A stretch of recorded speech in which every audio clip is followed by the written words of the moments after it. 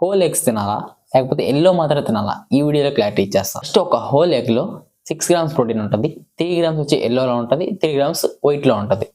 Egg వైట్లో only protein మాత్రమే ఉంటుంది. అదే ఎల్లోలో 3 గ్రామ్స్ ప్రోటీన్తో పాటు చాలా మైక్రోన్యూట్రియంట్స్ ఉంటాయి. ఒక ఎగ్ అనేది మిల్క్ తర్వాత హోల్ ప్రొడక్ట్, అంటే మన బాడీకి కావాల్సిన ఆల్మోస్ట్ అన్ని మైక్రోన్యూట్రియంట్స్ దాంట్లో ఉంటాయి.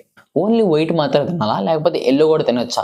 అసలు ఈ క్వశ్చన్ ఎక్కడ రైజ్ అయిందంటే, చాలా మంది బాడీ బిల్డర్స్ కాంపిటీషన్కి ప్రిపేర్ అయ్యేటప్పుడు వాళ్ళ క్యాలరీ కౌంట్ని తక్కువలో ఉంచడానికి ఓన్లీ ప్రోటీన్ సోర్స్ని ఇంక్రీజ్ చేయడం కోసం ఈ ఎల్లోస్ని పారేసి వైట్స్ మాత్రమే తింటూ ఉంటారు.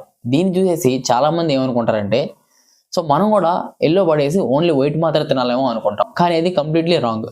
ఒక హెల్దీ లైఫ్ని మెయింటైన్ చేయడానికి, ప్రోటీన్ గోల్ని హిట్ చేయడానికి హోల్ ఎగ్ తినచ్చు, దాంట్లో తప్పేం లేదు. చాలామంది ఏమనుకుంటారంటే ఈ ఎల్లో తినడం వల్ల ఫ్యాట్ ఇంక్రీజ్ అవుతుంది అనుకుంటా ఉంటారు. కానీ ఒక ఎగ్లో బాడీకి కావాల్సిన హెల్దీ ఫ్యాట్స్ మాత్రమే ఉంటాయి. లేదు నా గోల్ ఓన్లీ ప్రోటీన్ మాత్రమే అనుకున్నప్పుడు వైట్స్ని మాత్రమే కన్జ్యూమ్ చేయండి. లేదు నాకు ప్రోటీన్ గోల్ హిట్ అవ్వాలి ఎలాగైనా ఓకే అన్నప్పుడు హోల్ ఎగ్స్ని తినేసేయండి. సజెషన్ అయితే ఎప్పుడు హోల్ ఎగ్స్ తినమని చెప్తాను. ఎందుకంటే ఎల్లోలోనే బాడీకి కావాల్సిన చాలా మైక్రో న్యూట్రియంట్స్ ఉంటాయి. కాబట్టి హోల్ ఎగ్స్ తినడానికి ట్రై చేయండి. సో మీకైతే ఒక క్లారిటీ వచ్చింది అనుకుంటున్నా. కంటెంట్ ఇన్ఫర్మేటివ్ అనిపిస్తే లైక్ చేయమా.